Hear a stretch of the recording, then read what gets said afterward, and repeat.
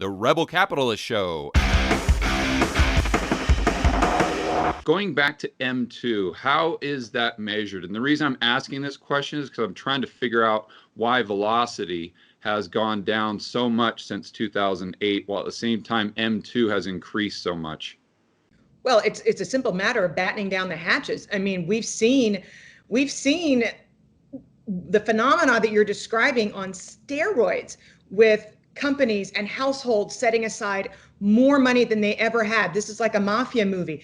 Everybody's going to the mattresses. They're putting aside as much liquidity as they possibly can. If you look at the highest tier of income earners in the University of Michigan data, they're saying that their incomes are not going to rise 12 months out. So people with the means to spend are saving as much as they can. So you're seeing cash deposits rise.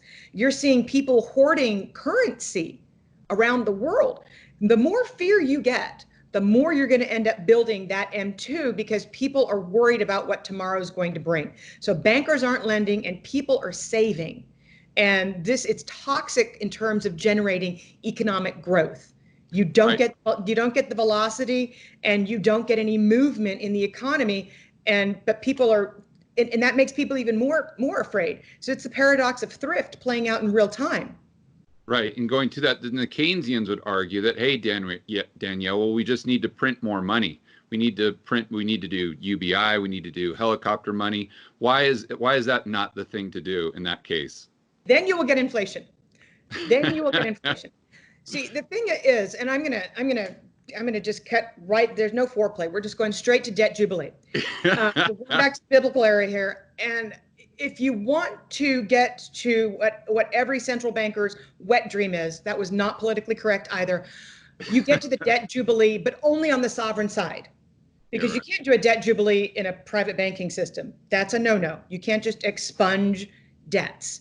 But even saying that you're going to get to the end game, we're going to go from 25 to 30 trillion. We're going to take it to $60 trillion. It's going to be universal basic income, Medicare for all. Everybody's going to get to go to college for free, so they can all have useless, valueless degrees, and everybody gets a pony. And it's going to be so awesome. Then you get inflation, and then you get so much deficit spending that other nations are like, sorry. And that is when currency wars can segue into hot wars. And that is when, if you look back through time, Portugal, Spain, the United Kingdom, and the loss of reserve currency status, it's if you push the envelope too far, then you get pushback. So if we have something like a debt jubilee necessitate itself, such that all of the major debtor nations around the world need to get rid of their debts and wipe the decks clean, you have to have all countries go along with the plan. Right. Yeah, everybody has to agree. And at last check, the second largest country in the world that is under siege right now probably wouldn't agree. They would probably see that as the opportunity to unseat the dollar, because they're really long forward thinking types. So the debt jubilee that central bankers think is the eventual end game, the eventual outcome. We're just going to wipe it clean. That can't work unless you have kumbaya, global serenity, no geopolitical tensions at all, no president saying that, calling it the China virus, 116 nations backing Australia, calling for an international inquiry into the coronavirus's origins. You can't have that kind of a backdrop and say, introduce a debt jubilee into that to have a happy outcome. Doesn't work. Then you get inflation. So then from a central banking standpoint, I think the only option they'd have is inflation, to try to inflate away the massive amount of sovereign debt. And if they can't create inflation, or they're having a hard time, let's say, I'm just trying to think this through. So what's restricting them is the commercial banking system creating loans. And then maybe on the demand side too, maybe there's just not demand for those loans to create the additional money supply, and people are scared, they're frightened, so you have velocity really low. So how do you stoke this inflation to wipe away the sovereign debt if you're a central banker? I mean, it always kind of goes back to helicopter money for me. We've been playing this game for 12 years, and being a Republican, I think Jay Powell is having a little bit harder time communicating that he is actually Bernie in drag. He has been on the wires. He's so is Trump. 60 minutes. Bernie dropped out because he's like, well, hell, they're doing everything I asked. So he just better, yeah, exactly. He stepped aside. But Jay Powell doesn't go on 60 Minutes just for what's and giggles. You have a reason when you go address the nation. And he's sitting there practically begging through Scott Pelley, give me the stimulus. We'll print the money.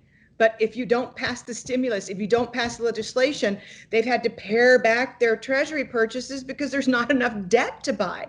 People are like, oh, the Fed's tightening. They're slowing down their pace of QE. And I'm like, there's no paper. What do you want them to buy? So, and Jay Powell gets this dilemma, and he understands that helicopter money could be what's necessary, but you have to have the legislation passed in order to issue the treasuries that the Fed can turn around and buy.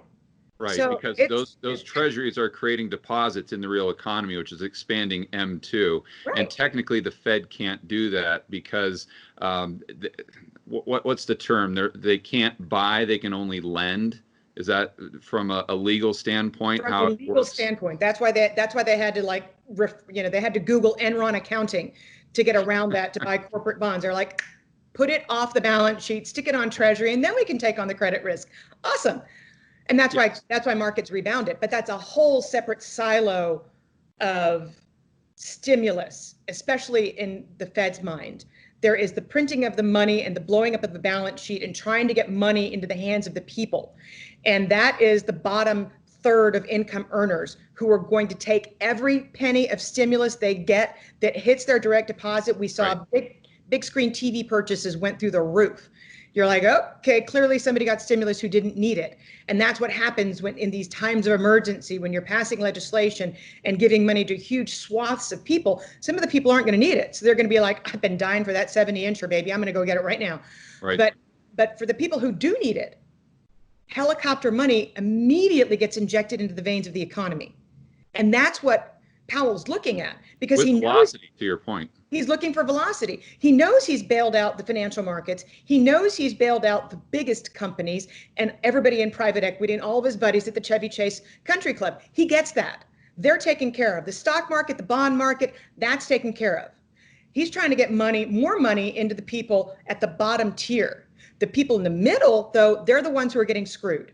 The middle class, the small business owners, that is completely clogged plumbing that he knows he can't get to. That's totally fiscal in nature. That's the failed payroll protection program. And what he doesn't quite get is helicopter money will only do so much. Bailing out Wall Street will only do so much. If you cut out the center of the economy, you're not going to be able to fabricate a V-shaped recovery, no matter what you do.